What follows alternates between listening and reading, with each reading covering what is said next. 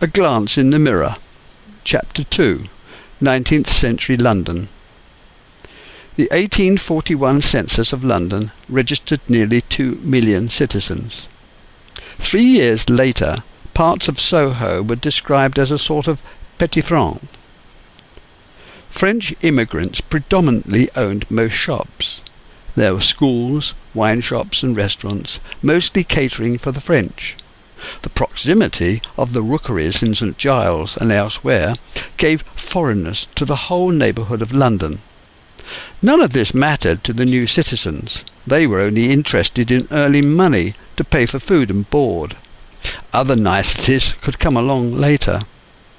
As agricultural workers were laid off, a rapid change was noticed in the countryside. Only just over 20% of the population worked on the land. The difference was felt by the growing industrial towns and cities as people began to flood in. Construction, the making of things, not just buildings, took half of Britain's labour force. Free trade was now the call, in all manufacturing, but not agriculture. In 1842 the budget introduced income tax, and although declared a temporary measure, was never removed, taking the place of tariffs. In the maze of London streets there was scarcely any drainage of sewage. Where the gullies were open, a foot or more of offal, garbage, dung and sand overlapped the sides. Buckets of human waste were still thrown out of upstairs windows, adding to the indescribable mess and stench. The corpses of the poorest were just thrown into open marshland around St. Bride's Church. And on Wednesdays the ground was opened up again to receive yet more bodies. Low-lying districts often flooded. Many Irish immigrants were engaged in the construction of London's new sewer system devised by Joseph Bazalgette. Labourers were paid in 1859 18 shillings a week. Skilled workers received double that, and engineers, the latest skill to be picked up and developed by a number of different tradesmen, was from 35 to 37 shillings a week.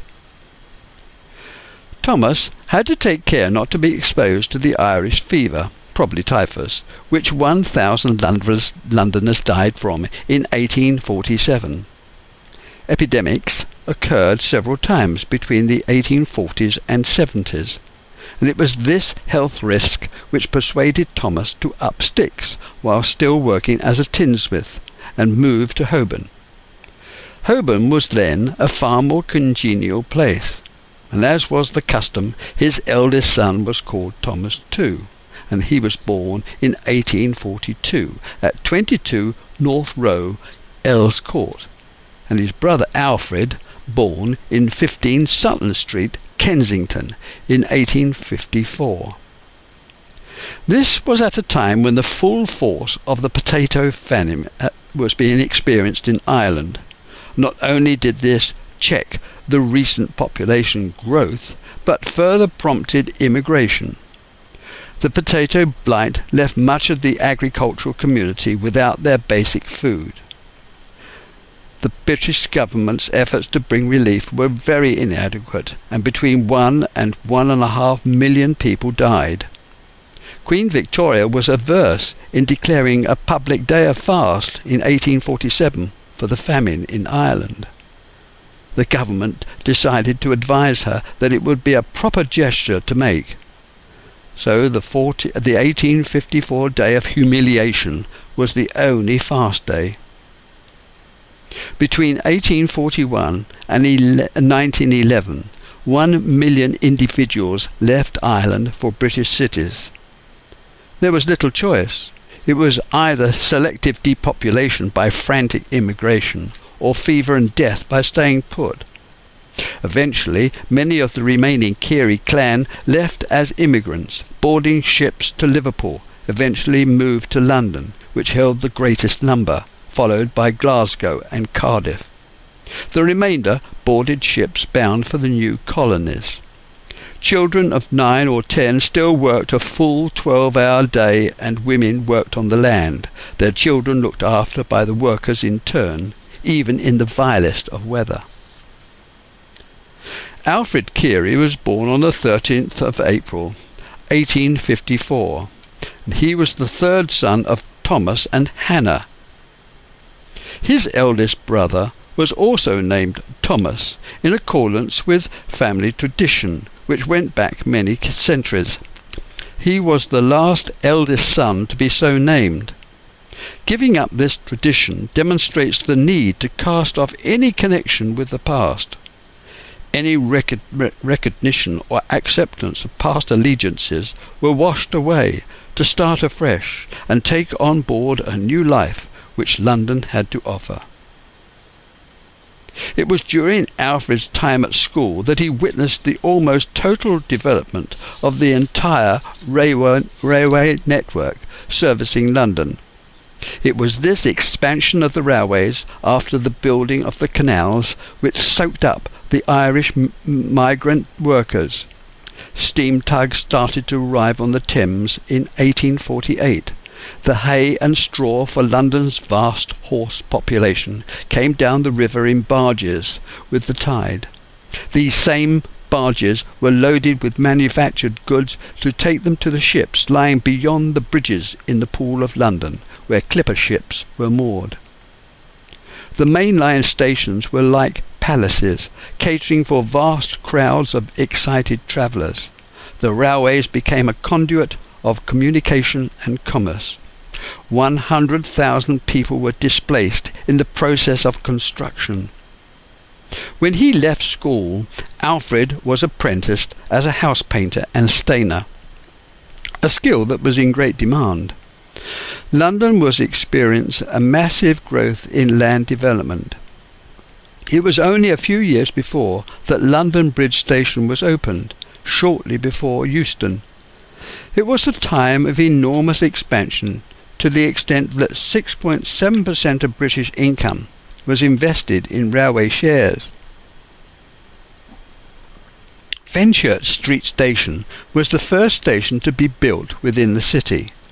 By 1852, King's Cross was opened 16 years before St Pancras, and by 1870 the main railway network had spread all over England.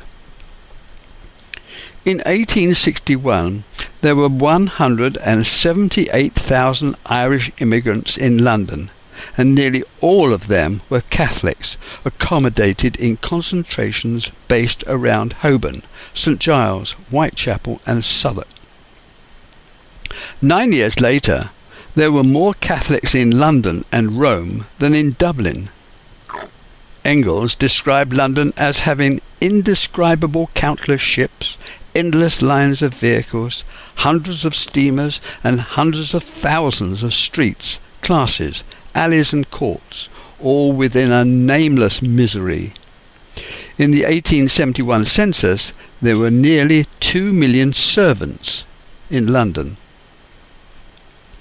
Men ruled the household and set the standard. Women carried the plan through.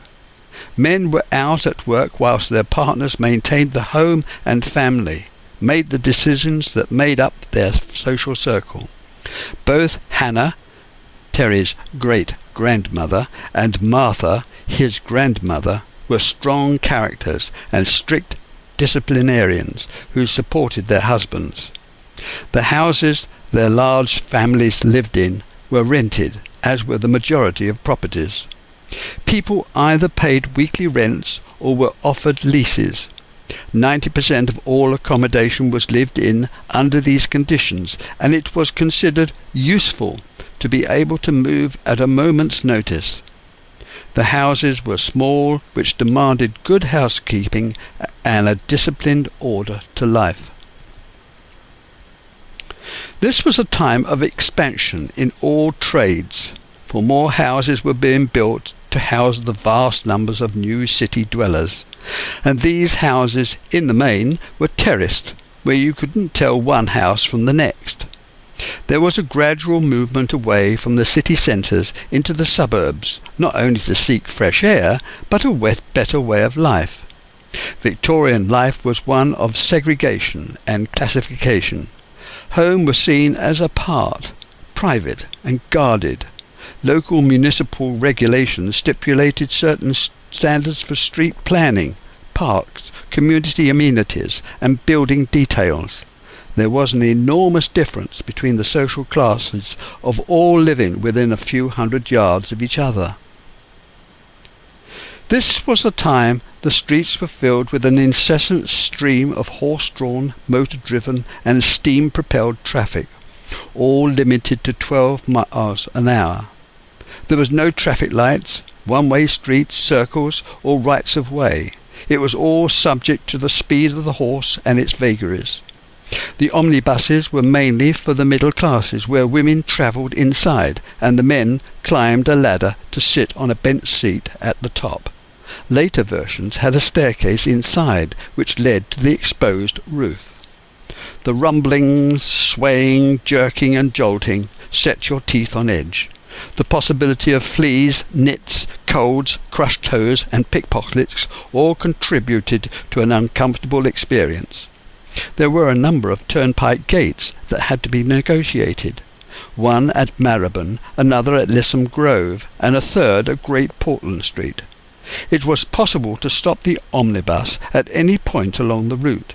There was no fixed charge, and speed sacrificed for profit. Pea-soup fogs, which were plentiful, which further slowed progress, continually interrupted what timetables were being attempted.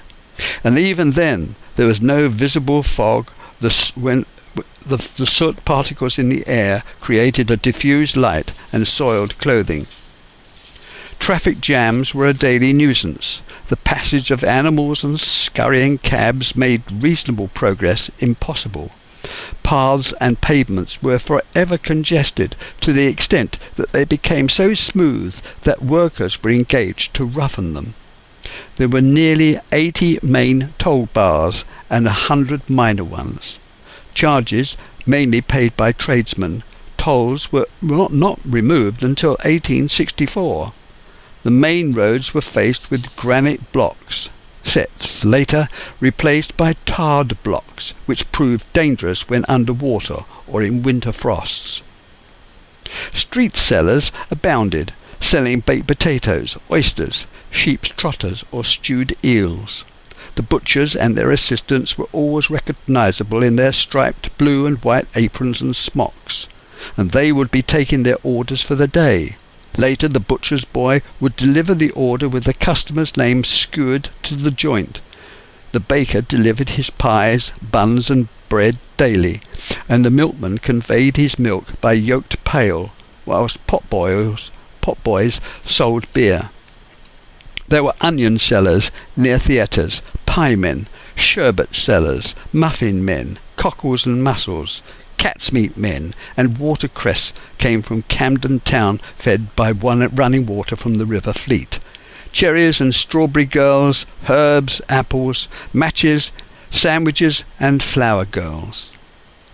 It was normal to have 8-year-old girls clad in thin cotton dresses, with an equally thin shawl around their shoulders, out in all weathers selling produce from a tray slung round their neck. Shoe-blacks, dripping sellers, knife grinders, chairs were mended on the streets, pots were beaten, and metal splits soldered. Sweeps shouted that their boys could climb the narrower chimneys, and many of these vendors had their own calls by voice and bell. The street sweepers were employed by the parish to give some employment to otherwise idle youths, foundlings, and these poor unfortunates who were disabled, sometimes they worked in pairs, sweeping up the horse droppings and waste into piles, which were picked up later by horse and cart. All roads were swept for the waste matter to be sold to farms skirting the city boundary. By the 1880s, barrel organs, piano organs, and the hurdy-gurdy man, accompanied by his monkey, played in the streets. There were dancing bears, performing dogs, jugglers, and the one-man band who clashed his cymbals, entertaining the crowds. The Punch and Judy man and puppeteer visited their pitch on a set rotation. The organ grinder travelled to wherever a crowd gathered, which was mainly outside the theatres. Water was only piped for mass use in the mid-1800s. It came from the mains supplied in the streets by lead pipes into the scullery or kitchens. The supply was intermittent. Early on, in its inception, the water ran for only 1 hour every day, 3 days a week, and never on Sundays. It wasn't until the turn of the century that a constant supply was available on demand. Many children went barefooted, sleeping in alleyways, beneath bridges and under railway arches. The Metropolitan or Underground Railway had carriages lit by gas lamps. The tracks provided a smooth and comfortable journey compared to the swaying, jerking progress of a horse-drawn carriage. The stations, platforms and bridges, mainly built of brick, were the embankments and tunnels. The provision of construction material carted to the various sites for railway use, completed with material for house construction. It was a massive undertaking, making the already overcrowded city into an even greater hive of industry. In the middle of the 19th century, the middle and upper classes could not have existed without servants, from maids of all work upwards to cook, governess and housekeeper. For men, both in and out of livery, gardeners, footmen, coachman and a butler. 1 in 6 women were servants, and a high percentage hired on a daily basis.